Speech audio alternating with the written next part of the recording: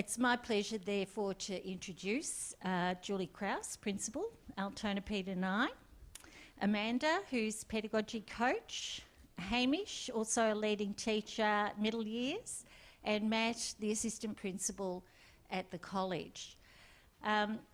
Just a quick one, on your tables you do have some sticky notes. What we think is, as we go through, jot down any wonderings, any questions, any comments that you might have, things that you've related to, and there will be an opportunity for us to come back to tables and have a look at those. All right, so without further ado, I hand over to Julie and her team. Thank you. Thanks, Judy. At Altona P-9 College, we knew we could change the outcomes for our students from prep to Year 9. It has been a challenge. There's been many obstacles along the way that have left us in a pit of self-doubt, but we have never given up and have been relentless in our pursuit of improvement. We know that together with our staff, we have made a difference. The first part of our presentation relates to professional leadership with a strong focus on culture, vision and values. I arrived at Altona P-9 College in 2013 as acting principal and picked up the principal role later in that year. The college at that stage was now on one site and in its relevant infancy, the result of a merger of Altona West Primary School and Altona Secondary College. The school had 179 pupils, inclusive of prep to Year 9. The majority of the students were in the primary years, with one class each of Year 7, Year 8 and Year 9. Primary classes were composite and low in numbers. The school was on the cusp of not being viable and was in deficit. There had only been small increases of enrolments in the previous 3 years.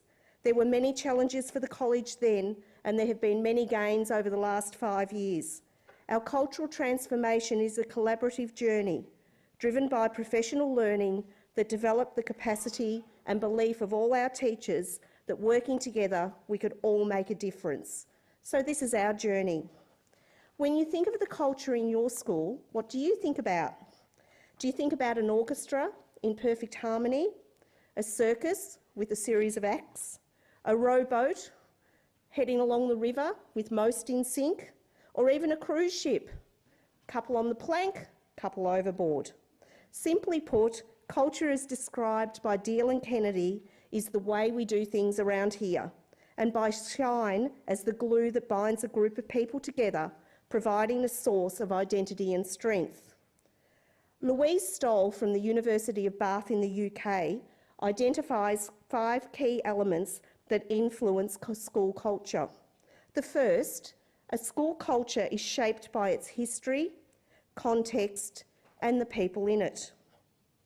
The college culture in 2013 could only be described like this. We were many islands located in separate buildings. I'll name the islands for you.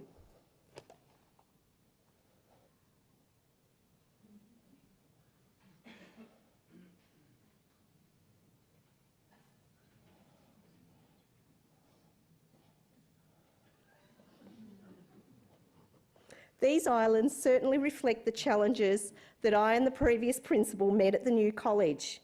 There appeared to be a lack of connection across the school, staff to staff, primary to secondary, parent connection, and some students across the college. Louise also says school culture is influenced by the school's external context. Pupils' parents may have their own perception, concepts of what a real school is. The college had once been a thriving secondary school and a primary school very much the centre of the community. Numbers in the secondary had dwindled and it lost its later years program and its reputation in the community. The primary school was also low in numbers. The community hadn't embraced the new merger, that P9 concept. Where's my 10, 11, 12 was the common call throughout the community, and it still is. And that P9 concept in an established community continues to be a challenge. Parents wouldn't embrace 2 transitions. I send my child to 7 to 9 to you. What happens to them in 10, 11, 12? However, we do have direct entry to Paisley Senior School. As the new principal, I knew enrolments were important, so I went off to visit the local kindergartens and introduce myself and meet local families. The outcome wasn't quite what I expected. As I introduced myself and said, "Oh, hi, Julie, Principal Altona P-9, stern face. What? You're at that school? Good luck with that. Tried it and wouldn't go back." So that was what I was greeted with. And it really was the first sign to myself and our college leadership team that our reputation was absolutely in tatters. And it is still a battle today and will be the last thing probably will change. Being a P-9 wasn't seen as a real option. Louise also says school cultures vary between primary and secondary schools. Many of my staff had only worked at the old secondary or primary school, and the approaches to education were different, but we had such a great opportunity to learn and grow the school together.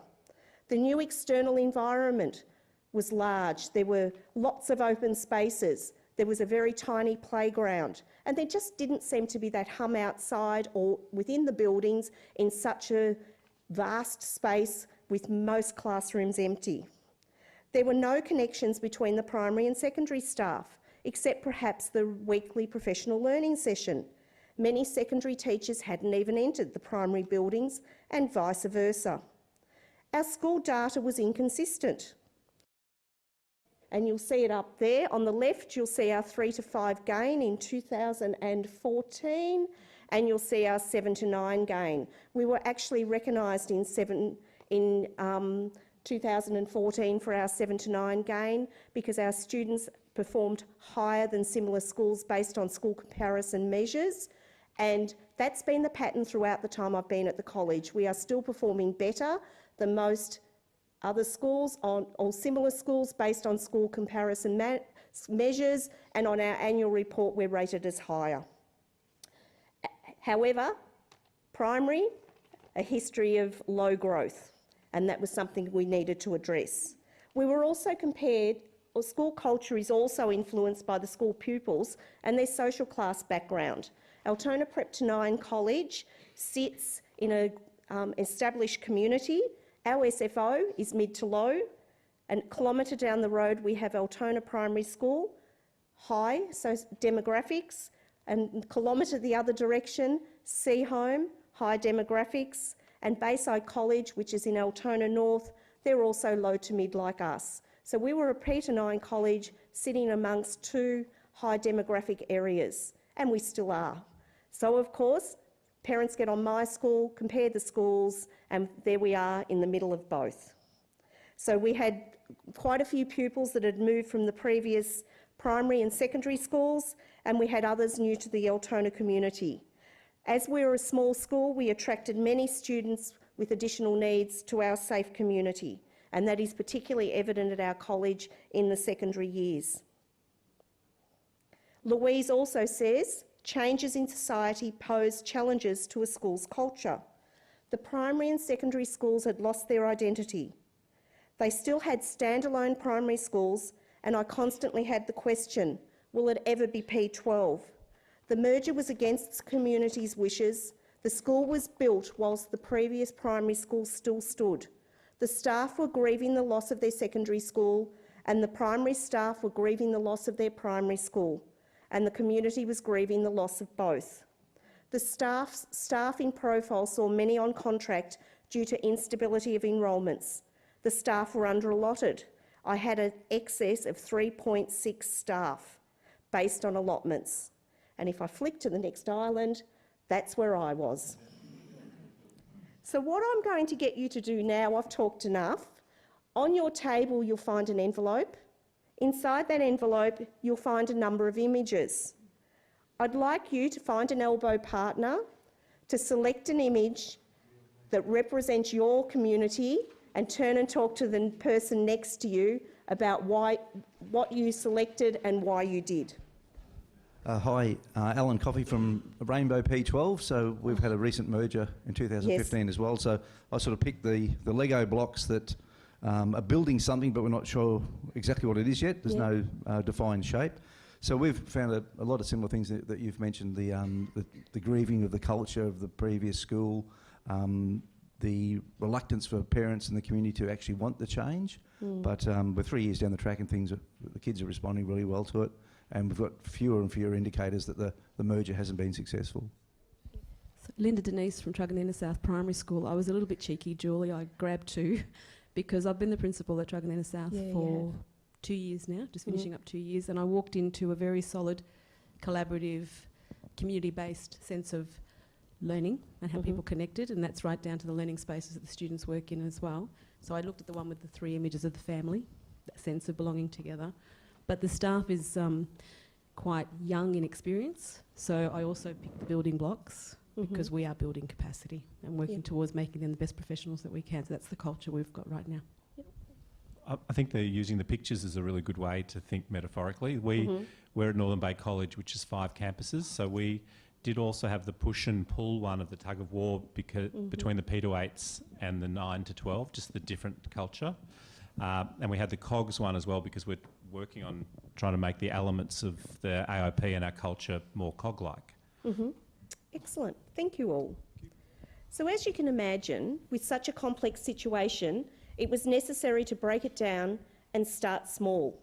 And that was a lesson that we learnt along the way because we started trying lots of new things, as the team will talk you through. What we started to do, however, was to frame situations. So the school was in deficit, it was overstaffed, and we had excess human resources, which needed addressing. Some contract people were not re-employed, and we needed to change the culture and get some new people into the school. Staff needed to get to know one another, and it was imperative that we remove the islands. We wanted increased enrolments to break down the community perceptions and get them into the college to see our work. Structures needed to be developed to create a professional learning community, inclusive of effective teams and strong leadership. Professional learning needed to encompass prep to year 9 and a shared vision. We were one school. We needed to be all on the same journey, and the journey began. So where are we now with our culture?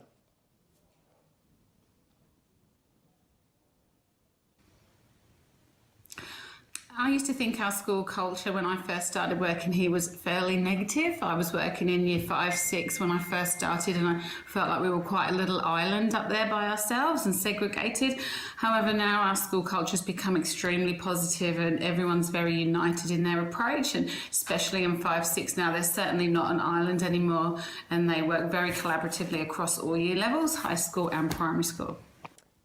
Okay, and I'll hand over to Matt, who's going to continue our journey. Look, with a lot of work went into building school culture, as you've probably heard. A lot of that early work was around, combining the staff and getting the staff to know each other, doing a lot of work, whole staff, P to 9, and that started to make some decisions, common decisions across prep to 9. We needed to do that to build teacher capacity right across the board. So the buzzword at the time was collaboration, and it still is. It's not going away.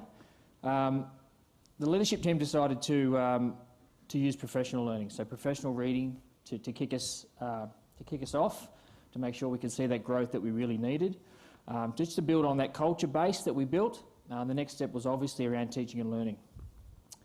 So in a small school, we thought, well, as most people do, you should be able to dictate what your instructional model is, how that looks, what your assessment's like. It should be quite easy in a small school. We had probably, when we started, about 200 kids, Julie.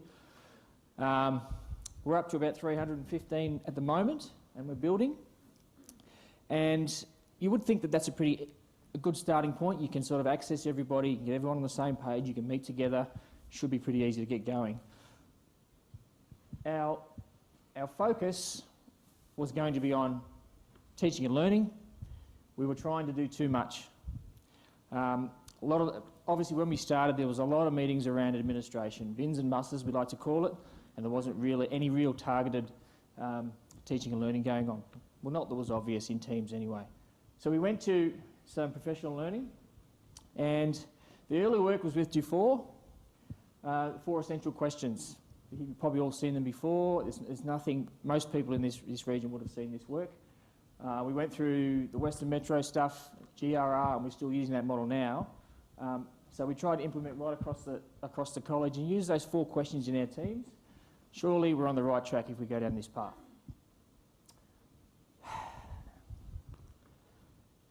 But our student numbers were a big issue. Trying to create the teams that work effectively when you've got such a wide range meeting together can be a real challenge, and those that have worked in small schools will understand that if you're having a Prep to 4 team working together, sometimes it's hard to find common ground with what you're teaching, content-wise. Same with 5 to 9, and we started with those models, and we found really hard to get buy-in from teachers. They found it hard to have those conversations around student learning and data when it was such a broad range. So we tried everything. We tried lots of different scenarios with our structure being one, and we didn't give up, we just kept trying things. Prep to 4 we started with, a 5 to 9, which was broad. We brought it in a bit tighter, 5, 6, specialists by themselves, specialists in Prep to 4 teams and 5 to 9 teams. Didn't feel included, felt undervalued. We went through all those things that happen in schools, and we couldn't quite get it right. We just didn't know what we were doing wrong. We thought we had professional learning behind us, and something wasn't quite right. So we surveyed the staff, and we should have done it right at the start, because we persisted and persisted with making changes, and we really didn't get that buy-in from staff because we didn't ask them. We didn't ask for feedback from them. So we dedicated a curriculum day to, as we do, to professional learning, and we asked the questions about PLTs and what was working and what wasn't. And these are the main things that come up. PLTs need a refined purpose. We were trying to do moderation, planning, administrative tasks, all in that 1 hour a week, and it just becomes too much. You can't focus on anything. And it just took us so long to actually nail that down. Professional learning helped us get there. So existing PLTs, too broad, too much, didn't know what to focus on, and the specialist PLT needed a common purpose. And when you're in a small school, you've got one art teacher, one PE teacher, one music teacher, coming together to meet, they all sit around, look at each other going, what are we meeting about? If it's a content focus. So we had to change that mindset, had to change what the meetings were about, find the purpose for that team. So, I'm going to give you guys a little activity. And I'm going to be honest with you, it can be a bit of a challenge. We're going to put you guys to the test.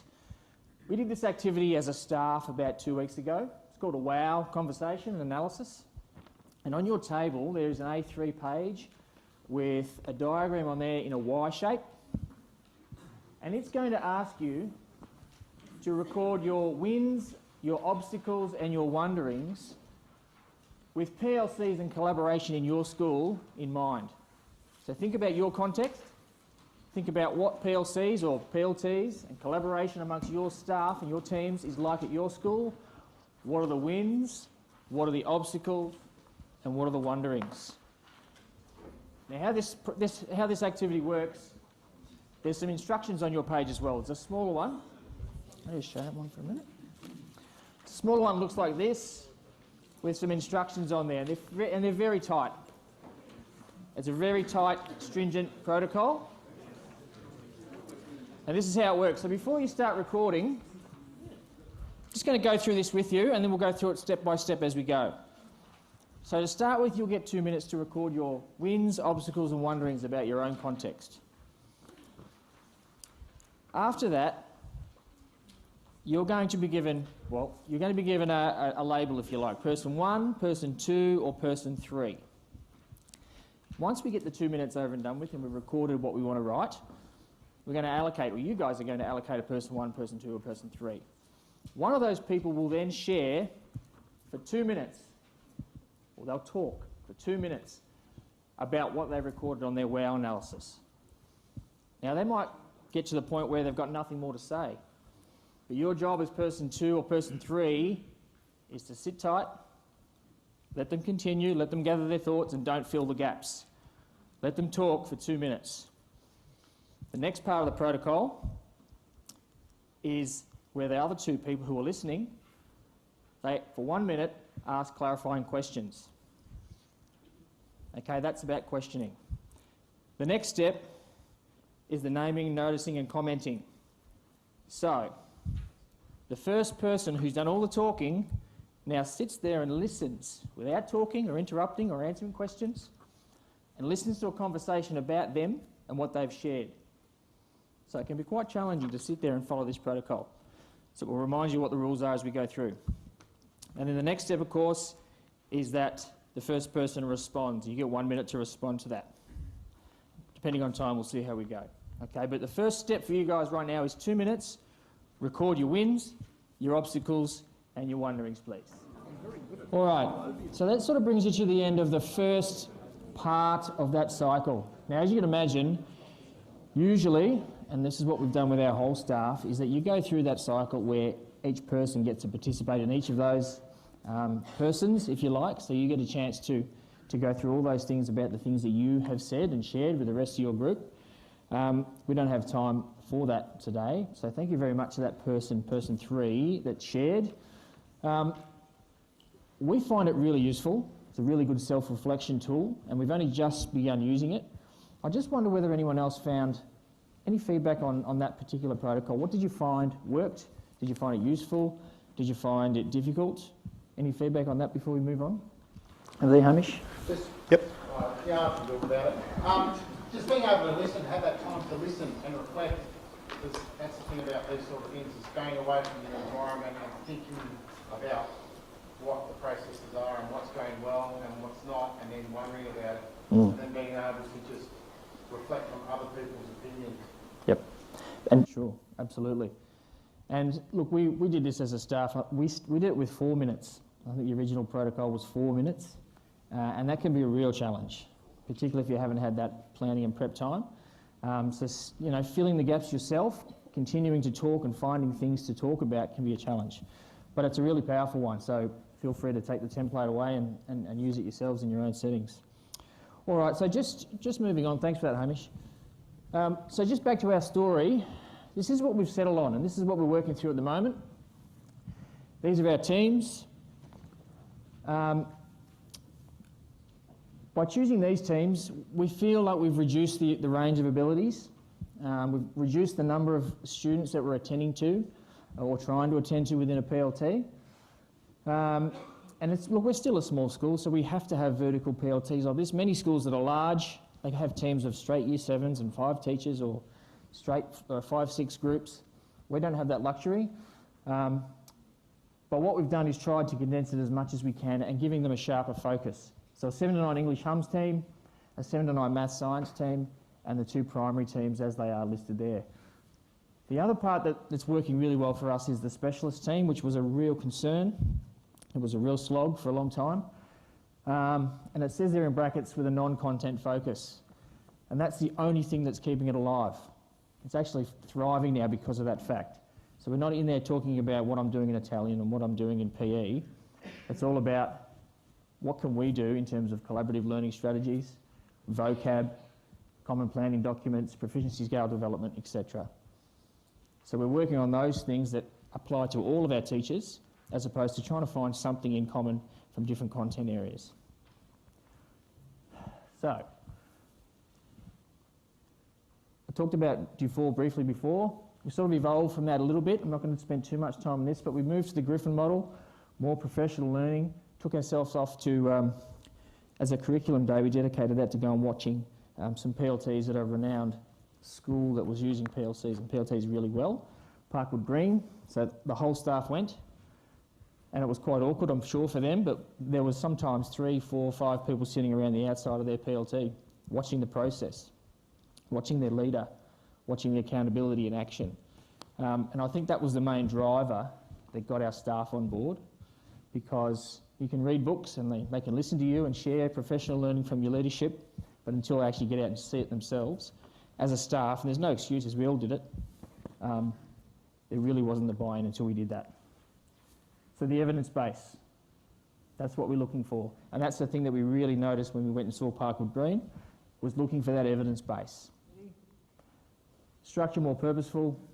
Goal setting is the stuff that we took out of assessment for teaching, or Patrick Griffin. It was that refined focus rather than multiple different goals or different things that we're doing in PLTs, refine the process. On your table, there's a sample of a learning log. It's just an A4 page with in landscape form. And it's an example of what we used. It was probably one we did early on, so it's probably not perfect, but it's a sample of how using a learning log can actually narrow in your focus for your PLT, as opposed to trying to do all sorts of different things. Setting SMART goals, identifying where the need is based on data, really important for narrowing that focus and keeping it real. The other thing that you'll see on your table, and I don't want to skip over it too quickly, but I'm conscious of time, there's a page with some coloured boxes on it. Can I just get a bit of an indication of people who are using proficiency scales, or have seen them, or done any work around them? Yeah, okay, good. This is the one I want you to have a quick look at. This drives a lot of our work. We started with the 7 to 9 maths team, and we got some professional help. We went to 2015 Successful Schools Conference here at Etihad Stadium, and Janet Wills, yep. She did a workshop that I went to, and I just really engaged in it. I loved it. It just made a whole heap of sense.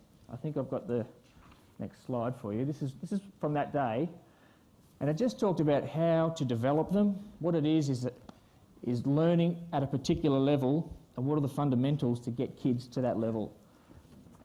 It sort of fits in with the 4 essential questions that we talked about earlier. Once you get them to a level 3, what do you do with them next? It's about applying that knowledge, as opposed to going up to the next year level. So if you feel free to take those away with you and have a look, but the process for developing them was done in teams. So we didn't try and ask teachers to go away and develop them and just bring them back and we all share them. It had to happen in the PLT, and we had to use the standard to develop them. So you might think, well, how do you do that?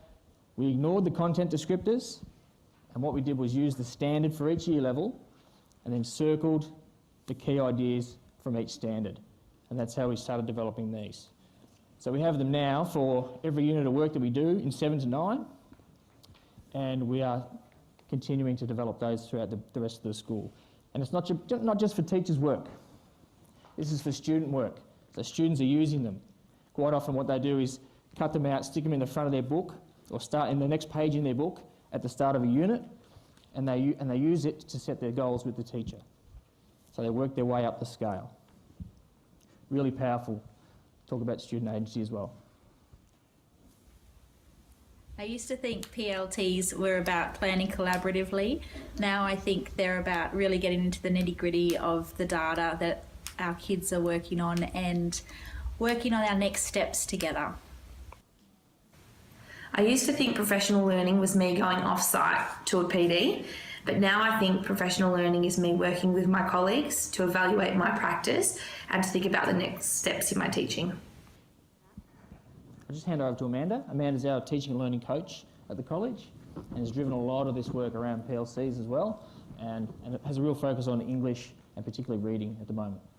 Great, thanks Matt. So in less than 10 minutes I'll give you a very quick whirlwind look at how does one change very historically low growth, which we had. And the answer lies in professional learning. Knowing that we were at the heart of it. We create the conditions so that our staff, our teachers, our support staff feel enabled to learn themselves and to do well. How did we do it? We actually took a minute and got off the dance floor because we were very, very busy dancing away. But as Michael Fullen's alluded to, you can be a whole lot busy, but you might not actually be actioning anything. So to use the analogy, we stepped off the dance floor, we enabled ourselves that time to take stock and work out what was going on. We asked ourselves 2 questions, but we had to look in first, so we started with us. We asked us, what do we know? What do we know is going on in our school with our teaching and our learning? You can see early on, The 2014 data told us very clearly what was going on in terms of our student results, and they have been at the heart of everything that we've done in terms of professional learning. A big question came out of a priority review we had in 2015, and that was, how do you know? How do you know you're making a difference? To be honest, at the time we didn't. So we had to step off that dance floor and onto the balcony and survey what was going on. I love this quote from Thomas Sergiovanni. He talks about the change begins with us first. And it's not only in our hands, but it's also in our hearts and our heads. And we have to believe that to be true of our staff too. Because if we don't believe that they have the ability and capability and belief that they can make a difference, then what hope do we have for our kids? So simply, we put first things first. We know that teachers within school have the greatest influence on our student results. Our leadership impact is indirect through our teachers, through professional learning. So that's where we've worked. Our professional learning shifted, so take your regular staff meeting schedule. It shifted. We created enabling opportunities like our PLTs and the WOW conversation protocol. We've used those. A sticky phrase, Michael Fuller, I love that term, sticky phrase. If you value it, give it time and give it training. And so if our staff see that in a curriculum day, we dedicate a whole hour to them conversing about their practice, we value it. And that's how you bring your values and belief to life, that we are actioning things. So we've looked at, and thanks to John Hattie, his barometer of influence, those factors that make the most impact on learning, because there's a whole bunch of things that work with learning, but what works the best or what has more of a chance of working in our context? We've used the work of Rob Marzano and John Hattie in terms of their meta-analysis and those factors that work. We've shared them with the staff. We've looked at them and said, hey, what do you think? And also, as Matt mentioned, Patrick Griffin. Julie spoke earlier about aligning resources. That's been really important. Where do we put our resources to get the best outcomes? So very simply into human resources, coaches, intervention, leadership, classroom teachers, a consultant. At a technical level, yes, we focused very much on our instructional model because we knew P-9, it fitted. And again, I loved Michael Fullen's talk of precision over prescription. And that's one thing we found fairly quickly, is that if you try and impose and say to people that have been in their practice for 20 years that you must do this, we're not going to get buy-in. It has to be based on evidence and what works for them too. We had success in our college. Our secondary data was great, and it had been for a long time. Primary, not so much. In building collective capacity and collective belief, we had to create opportunities to share the success that was already happening in our school. And John Hattie again talks about that a lot, the fact that there's greater within school variance than the school down the road. So focusing in on what we had already, we knew we had success. On the left, a photo recently of a whole school moderation, P-9. This wouldn't have happened a few years ago.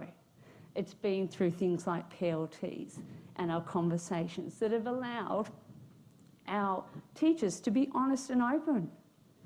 They're using a rubric, evidence, justifying it. We went beyond our school too. Back in 2008, the Western Metropolitan Region invested in literacy and improving student outcomes. I'm going to share briefly some within school success. So we've used effect size to evaluate not only our impact in terms of our programs, here we have reading and numeracy, but also what difference are we making for each of our students, and that's the colour coding.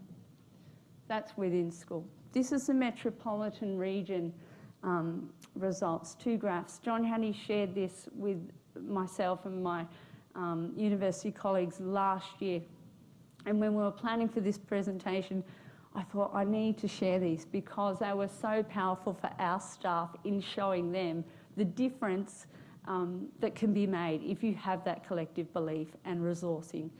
So I emailed John. I thought I'd better ask because I might get in trouble. And he not only said, do you have permission, but he would be delighted if it was shared because it is so powerful. The blue line represents achievement. So on the right-hand side, Eastern Metropolitan Region. Leafy suburbs, generally speaking. We did see Melbourne College yesterday, they're in the east. And usually resourcing around that. So the kids come in with high achievement levels. The problem over the bridge is what are they doing about that? Are they still able to grow the kids? The red line is the growth. What difference are you making to the students in front of you? And in that project, it's tagged as a Victorian school success story.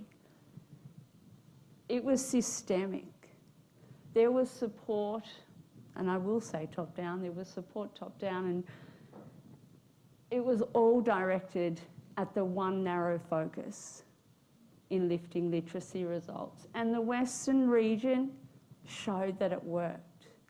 Karen Henderson, who headed up this in the West, was commandeered by John Hattie to come and head up his network of schools. Powerful stuff to share with your staff. We won't have time to share these last two in detail, but basically we are open to evaluation. So in front of you, there are 2 versions of a PMI, one that's filled in, PMIA, one that is filled in and one that is blank. The one that is filled in was the result of unpacking a survey around effective teaching. That was done at a team level, and then it was taken to a whole school staff meeting, and we basically said to the staff, tell us what's working, tell us what is not working, tell us what you find interesting, but then suggest some actions. Because in offering that feedback to us, whether we are supporting their effective teaching or not, there's accountability on both sides. If you say to us, for example, that you're covering too many things, there's too much going on, we can step back up onto that balcony and choose a single focus. But if we choose that focus, then it's up to you as a staff to commit to it. The PMI is a tool I came across years ago, but the A, for me, the action part is essential. It's all well and good to ruminate and suggest ideas, but unless you do something about it, it's not effective. So feel free, use that as an example to reflect on your own ideas or perhaps use with your staff too. In closing, 2017 NAPLAN data. For the first time in such a long time, our 3 to 5 growth occurred. It was growth. We check in, are we having an impact? We believe we are. And it's only through that belief that we know we can make a difference.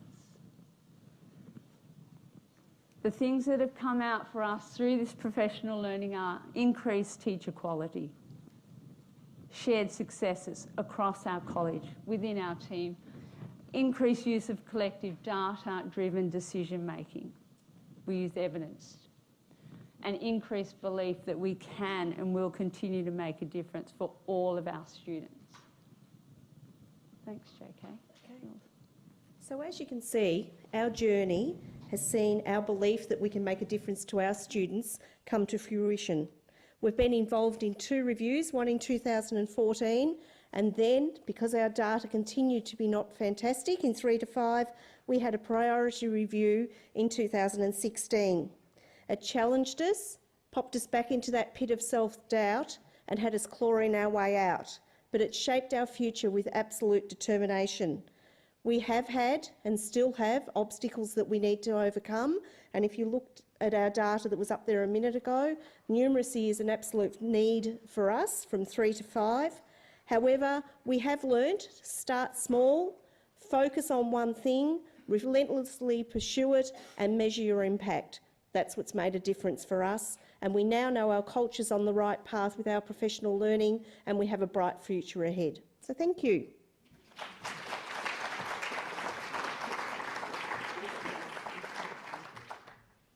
Julie, thank you very much indeed. My name's John Day-Newsis. I'm the Area Executive Director for Western Melbourne, and Altona is in the heart of the Western Melbourne patch.